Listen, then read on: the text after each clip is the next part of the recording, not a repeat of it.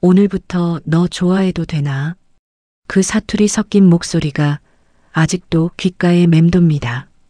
하지만 그때 나는 몰랐습니다. 이 남자가 내 인생을 통째로 바꿔놓을 줄은.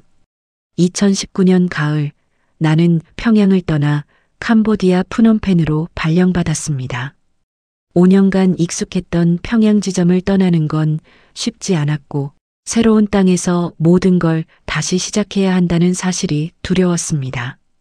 공항을 빠져나와 처음 마주한 프놈펜의 공기는 평양보다 무겁고 습했으며 거리의 소음은 낯설기만 했습니다. 식당에 도착하자 새로운 동료들이 반갑게 맞아주었지만 나는 여전히 이방인처럼 느껴졌습니다. 낯선 얼굴들, 다른 억양, 그리고 이곳만의 규칙들. 모든 게 새로 배워야 할 숙제였고 하루하루가 긴장의 연속이었습니다. 구독, 좋아요 누르고 계속 시청해주세요. 여기서 잘할 수 있을까? 사수 언니들은 날 어떻게 볼까? 손님들은 또 어떤 사람들일까? 첫 근무를 시작한 날 나는 홀을 바삐오가며 손님들을 맞이했습니다. 그중 한 테이블에 앉은 남자가 눈에 들어왔습니다. 조용히 메뉴를 보며 주문할 때도 차분하고 예의 바른 말투로 이야기하는 그 남자. 한민준이라는 이름을 나중에야 알게 됐지만 첫인상은 확실히 편안했습니다. 여기 물 한 잔만 더 주시겠어요? 감사합니다. 네, 바로 가져다 드릴게요. 그는 다른 손님들처럼 요구가 많지도 않았고 시끄럽지도 않았습니다. 그저 조용히 식사를 하고 가끔 미소를 지으며 고맙다는 인사를 건넬 뿐이었습니다. 그 모습이 왠지 모르게 마음을 편하게 만들었고 긴장된 첫날을 조금은 수월하게 넘길 수 있었습니다. 편한 오빠 같은 사람이네. 그냥 그런 손님인가 보다. 그렇게 첫날이 지나갔고 나는 여전히 이곳에 적응하려 애쓰고 있었습니다. 하지만 그 남자 손님이 남긴 작은 안정감은 낯선 프놈펜에서의 새로운 시작을 조금은 덜 두렵게 만들어 주었습니다. 서연아, 그 손님은 내 단골이야. 알지? 사수 언니의 차갑게 가라앉은 목소리. 그 순간 나는 깨달았습니다. 이건 단순한 업무가 아니라는 걸. 한민준 씨는 그 이후로도 꾸준히 식당을 찾아왔습니다. 일주일에 두세 번, 때로는 혼자, 때로는 동료들과 함께. 그는 항상 조용히 자리에 앉아 식사를 하며 지나가는 나를 보면 가볍게 눈인사를 건넸습니다. 처음엔 그저 예의 바른 단골 손님이라 생각했지만 시간이 지날수록 그와의 대화가 조금씩 늘어났습니다. 서연 씨, 오늘은 좀 어때요? 적응 좀 됐어요? 네, 많이 나아졌어요. 감사합니다. 다행이네요. 처음엔 다들 힘들어 하더라고요. 그의 말투는 늘 부드러웠고 질문은 적당했습니다. 부담스럽지 않은 선에서 관심을 보이는 사람.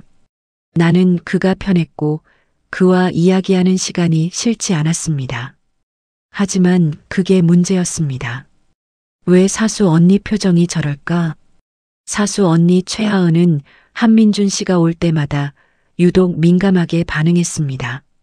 그가 내게 말을 걸면 곧바로 다가와 대화에 끼어들었고 내가 그의 테이블을 담당하려 하면 먼저 나서서 서빙을 해버렸습니다. 처음엔 그저 선배로서 챙겨주는 거라 생각했지만 점점 분위기가 이상해졌습니다. 언니, 제가 저 테이블 담당할게요. 아니야, 괜찮아. 내가 할게. 하지만 제 구역인데요. 서연아, 그 손님은 내 단골이야. 알지? 단골? 그게 무슨 의미지? 손님은 식당의 손님이지 개인 소유가 아닌데. 그날 이후 한민준 씨를 둘러싼 분위기는 더욱 미묘해졌습니다. 사수 언니는 그가 올 때마다 먼저 자리를 잡았고 나는 자연스럽게 그와의 접촉이 줄어들었습니다. 하지만 한민준 씨는 여전히 나를 찾았고 그럴 때마다 언니의 시선이 차갑게 꽂혔습니다. 서연 씨, 오늘은 바쁘신가 봐요? 아, 네. 손님이 많아서요. 그렇구나. 힘내세요. 나는 혼란스러웠습니다. 그는 단지 친절한 손님일 뿐인데 왜 이렇게 복잡해지는 걸까? 사수 언니의 견제는 날이 갈수록 심해졌고 나는 그 사이에서 어떻게 행동해야 할지 갈피를 잡을 수 없었습니다. 그냥 손님일 뿐인데 왜 이렇게 마음이 불편하지? 이거 서연 씨 거예요. 잘 어울릴 것 같아서. 손에 쥐어진 작은 상자. 그 안에 담긴 건 단순한 선물이 아니었습니다. 그건 마음이었습니다. 어느 금요일 저녁 한민준 씨가 평소보다 조금 일찍 식당에 도착했습니다. 그의 손에는 작은 쇼핑백 여러 개가 들려 있었고 그는 자리에 앉자마자 사수 언니를 불렀습니다. 나는 멀리서 그 모습을 지켜봤고 언니가 선물을 받으며 환하게 웃는 모습을 보았습니다. 뭘 준 거지? 언니 표정 좀 봐. 잠시 후 사수 언니가 나를 불렀습니다. 그녀의 손에는 내 이름이 적힌 작은 상자가 들려 있었습니다. 한민준 씨가 식당 직원 모두에게 선물을 준비했다는 거였습니다. 나는 상자를 열었고 안에는 섬세한 디자인의 은팔찌가 들어 있었습니다. 단순하지만 품이 있는 디자인이었고 내 취향을 정확히 맞춘 듯한 느낌이었습니다. 이거 서연 씨 거예요. 잘 어울릴 것 같아서. 아, 감사합니다. 이렇게까지 신경 쓰실 필요 없으신데. 아니에요. 항상 친절하게 대해주셔서요. 작은 마음입니다. 그의 미소는 진심으로 보였습니다. 다른 동료들도 각자 취향에 맞는 액세서리를 받았고 모두가 기뻐했습니다. 하지만 나는 왠지 모르게 내 팔찌만 유독 신경 써서 고른 것 같다는 느낌을 지울 수 없었습니다.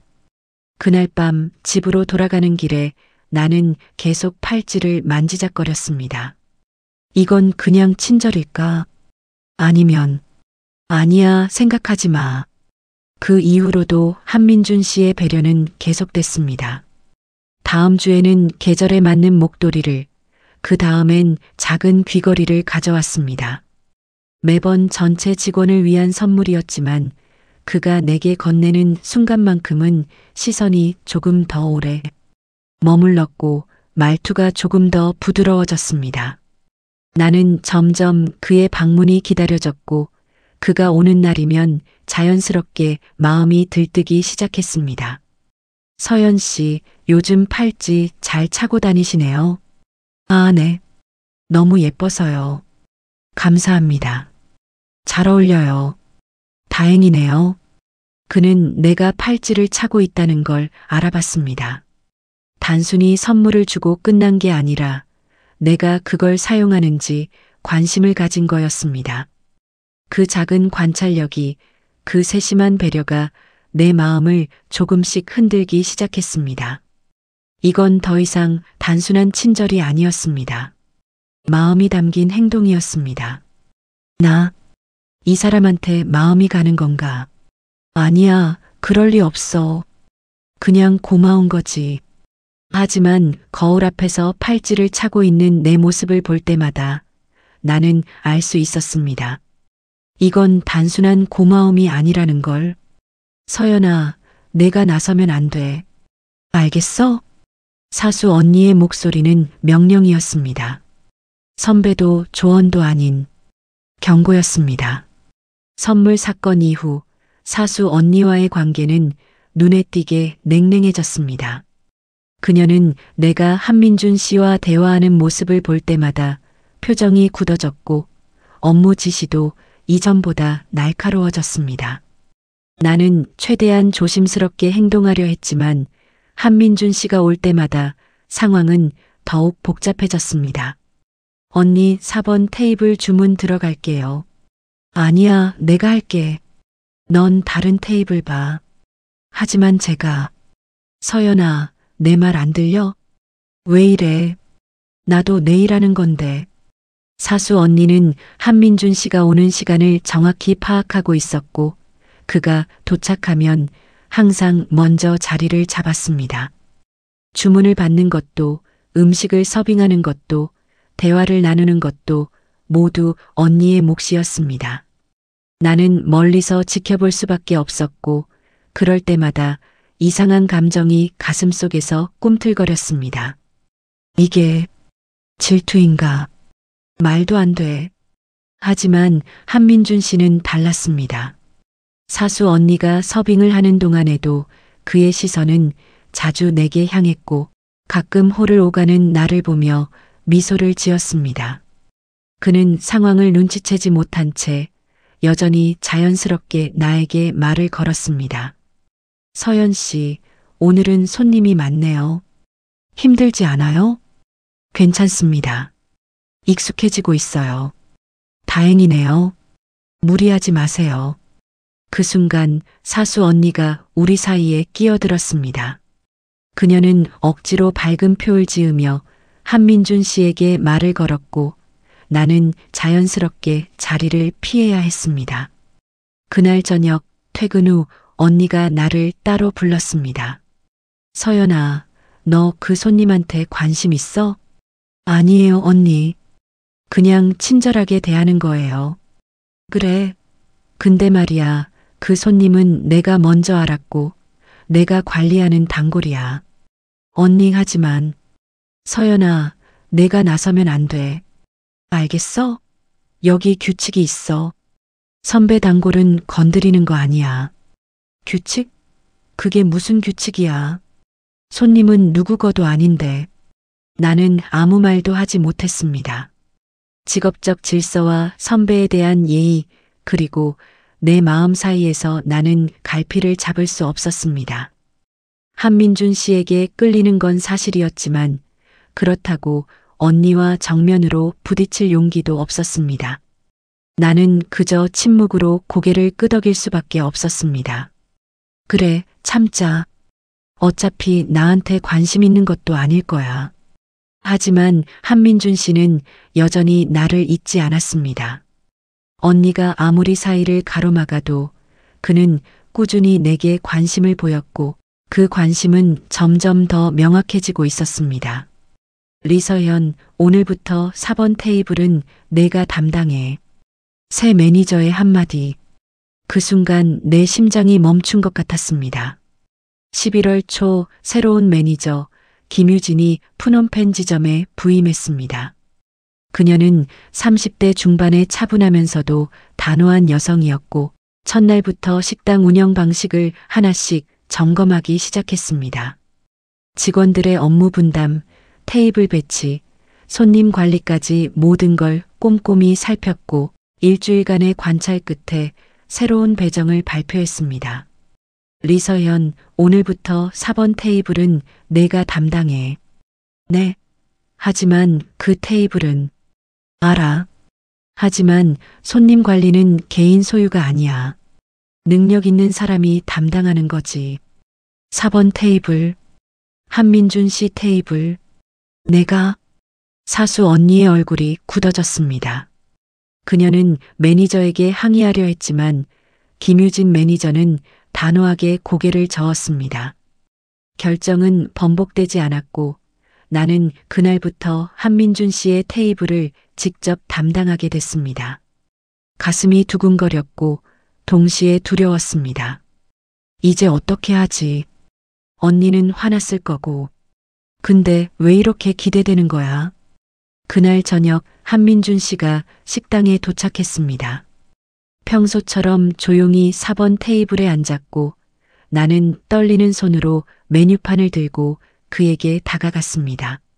처음으로 그의 테이블을 정식으로 담당하는 순간 멀리서 바라보던 존재가 이제 내 바로 앞에 있었습니다. 어서 오세요. 주문하시겠어요? 아, 서연 씨. 오늘은 서연 씨가 담당이네요? 네. 오늘부터요. 좋네요. 편하게 부탁드릴게요. 그의 미소는 여전히 부드러웠지만 이번엔 달랐습니다. 이전처럼 스쳐 지나가는 인사가 아니라 온전히 나를 마주하는 시간이었습니다. 주문을 받고 음식을 서빙하고 그가 식사하는 동안 자연스럽게 대화를 나누는 시간, 편한 오빠였던 그 이미지가 점점 특별한 존재로 바뀌기 시작했습니다. 서연 씨, 푸놈펜 생활은 이제 좀 괜찮아요? 네, 많이 적응했어요. 처음보단 훨씬 나아졌습니다. 다행이네요. 처음엔 힘들어 보였거든요. 그게 보였나요? 조금요. 근데 지금은 표정이 많이 밝아졌어요. 나를 그렇게 자세히 봤다고?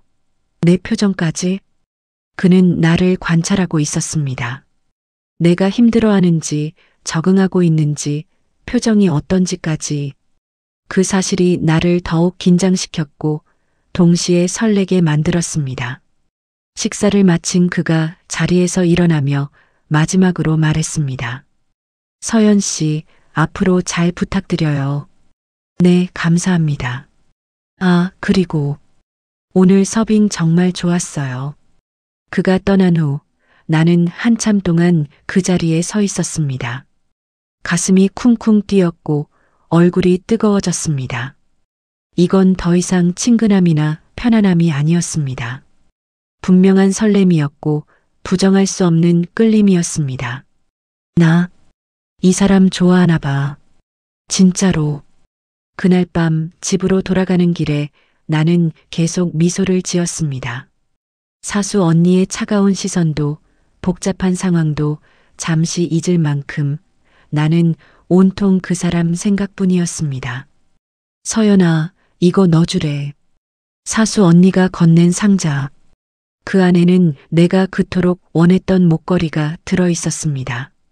한민준 씨를 담당하게 된 지 일주일이 지났습니다.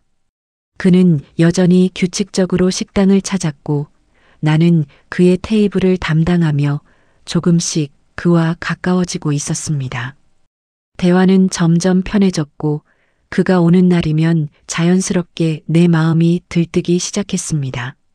그런데 어느 날 그가 평소와 다른 모습으로 나타났습니다. 오늘은 뭔가 다르네. 표정이 왠지 긴장한 것 같아. 한민준 씨는 식사를 마친 후 사수 언니를 따로 불렀습니다. 그는 손에 들고 있던 백화점 쇼핑백을 언니에게 건넸고 뭔가를 속삭였습니다.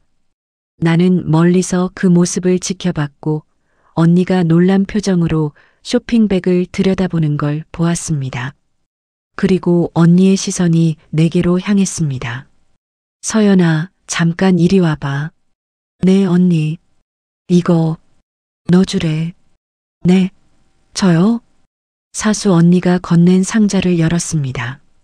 그 안에는 섬세한 디자인의 목걸이가 들어 있었습니다. 은색 체인에 작은 펜던트가 달린 심플하면서도 우아한 디자인. 그런데 이 목걸이 내가 본 적이 있었습니다. 몇 주 전 동료와 함께 백화점에 갔을 때 쇼윈도에서 오래도록 바라봤던 바로 그 목걸이였습니다. 이게 그때 그 목걸이잖아. 어떻게 알았지? 나는 그날 목걸이 앞에서 한참을 서성였고 가격표를 보고는 아쉬워하며 발걸음을 돌렸었습니다. 그런데 한민준 씨가 그걸 기억하고 있었던 겁니다. 내가 어떤 목걸이를 좋아하는지, 어떤 디자인의 시선이 머무는지까지.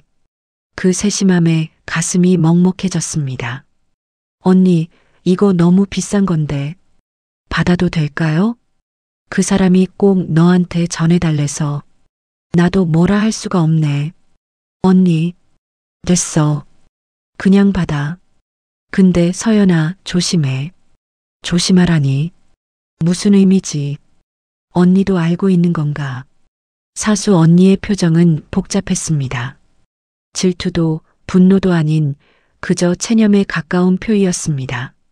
그녀도 이제 알고 있었습니다. 한민준 씨의 마음이 누구를 향하고 있는지. 나는 목걸이를 손에 쥔 채 한참을 서 있었습니다. 기쁘면서도 불편했고 설레면서도 미안했습니다. 언니한테 미안해. 하지만 이 마음을 어떻게 해? 그날 밤 나는 목걸이를 계속 들여다봤습니다. 작은 펜던트가 불빛에 반짝였고 그럴 때마다 한민준 씨의 얼굴이 떠올랐습니다. 그가 백화점을 찾아가 이 목걸이를 골랐을 모습, 내게 어울릴지 고민했을 모습, 그리고 사수 언니를 통해 조심스럽게 전달한 이유까지 모든 게 선명하게 그려졌습니다. 이 사람, 진심이구나. 나한테 진심인 거야. 하지만 나는 쉽게 답할 수 없었습니다. 직장 내부의 규칙, 사수 언니와의 관계, 그리고 내 마음 사이에서 나는 여전히 갈등하고 있었습니다. 목걸이는 아름다웠지만 그만큼 무거웠습니다. 이 선물을 받는다는 건 그의 마음을 받아들인다는 의미였고, 그건 모든 걸 바꿔놓을 결정이었습니다. 하지만 이 마음을 부정할 순 없어. 더 이상은. 서연아, 이번 달 매출 목표는 내가 책임져. 매니저의 한마디. 그 순간부터 나는 더 이상 신입이 아니었습니다. 12월이 되자 김유진 매니저는 나에게 새로운 임무를 맡겼습니다. 매출 목표 관리와 하루 운영 계획 수립. 이제 단순히 서빙만 하는 게 아니라 식당 전체의 흐름을 파악하고 전략을 세워야 하는 위치가 된 겁니다. 부담스러웠지만 동시에 성장할 수 있는 기회였습니다. 할 수 있어. 제대로 보여줘야지.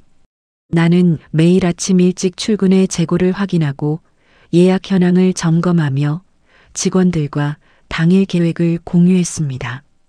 손님 응대부터 주방 조율, 매출 집계까지 모든 과정에 집중했습니다. 피곤했지만 보람 있었고 하루하루 성장하는 내 모습이 느껴졌습니다. 그리고 그 과정을 한민준 씨가 조용히 지켜보고 있었습니다. 서연 씨, 요즘 바빠 보이네요. 네, 새로운 업무를 맡게 돼서요. 대단하네요. 책임감 있어 보여요. 감사합니다. 열심히 해보려고요. 그날 이후 한민준 씨의 주문이 달라지기 시작했습니다. 평소보다 훨씬 많은 양의 북한술을 주문했고 고급 메뉴들을 아낌없이 선택했습니다. 처음엔 우연인 줄 알았지만 그게 일주일, 2주일 계속되자 깨달았습니다. 그가 내 매출 목표를 돕고 있다는 걸. 이 사람, 내가 힘들어하는 거 알고 있었구나. 그는 직접 말하지 않았습니다.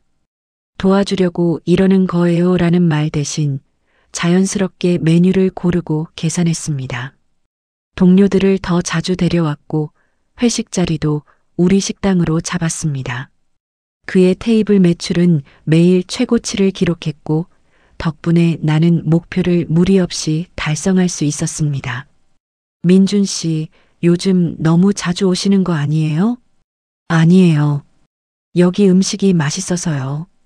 그래도 감사합니다. 덕분에 제가 많이 배우고 있어요. 서연 씨가 열심히 하니까요. 응원하고 싶어서요. 응원. 그 단어가 가슴에 와닿았습니다. 그는 단순히 손님이 아니라 내 성장을 진심으로 바라는 사람이었습니다. 내가 힘들 때 곁에 있어주고 말없이 지지해주는 사람. 그 사실이 나를 더욱 열심히 일하게 만들었고 동시에 그에게 더 깊이 끌리게 만들었습니다. 이 사람 없이는 이제 힘들 것 같아. 12월 말 나는 목표 매출을 120% 달성했습니다.